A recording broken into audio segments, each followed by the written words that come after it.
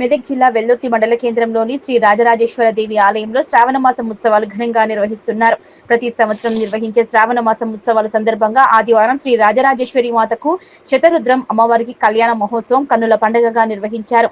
అమ్మవారికి అభిషేకాలు, కళ్యాణ మహోత్సవం అనంతరం లలిత సహస్ర పారాయణ కార్యక్రమాన్ని పెద్ద ఎత్తున చేశారు. అనంతరం భక్తులకు అన్న ప్రసాద వితరణ కార్యక్రమాన్ని చేపట్టారు. పెద్ద ఎత్తున భక్తులు ఈ కార్యక్రమంలో పాల్గొని అమ్మవారి విశేష పూజలు నిర్వహించి అన్న ప్రసాదాన్ని స్వీకరించారు.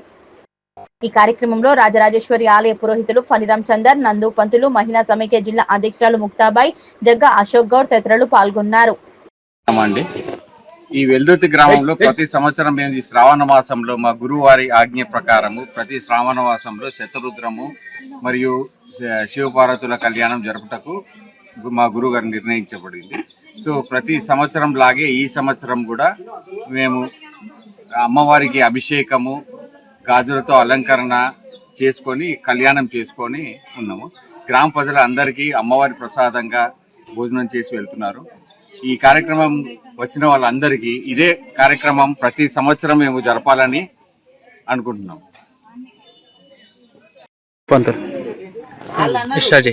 శ్రీ గురుభ్యో నమః.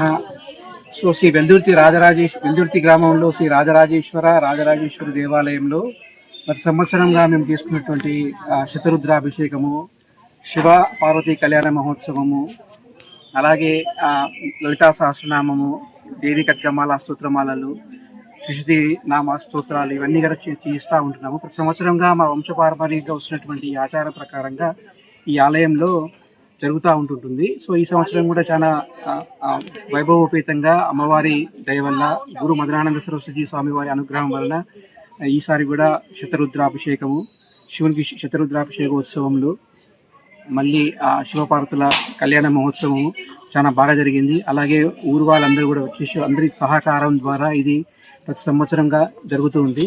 సో ప్రతి సంవత్సరం ఇలాగే జరగాలని, దీని ద్వారా ఏం జరుగుతుందంటే లోక కళ్యాణార్థము అందరూ కూడా క్షేమంగా ఉండాలి అని చెప్పేసి, అందరి సుఖ సంతోషాలు ఉండాలని చెప్పేసి అనే ఉద్దేశంతో మేము ప్రతి సంవత్సరంగా చేస్తూ ఉన్నాము. సో ఈ సంవత్సరం కూడా ప్రతిసారి లాగానే అందరి సహకారం వల్ల జరిగింది. సో ఇలాగే ప్రతి సంవత్సరం కూడా జరుగుతూ ఉండాలని చెప్పేసి ఆ దేవదేవుని మనసారా కోరుకుంటున్నాము.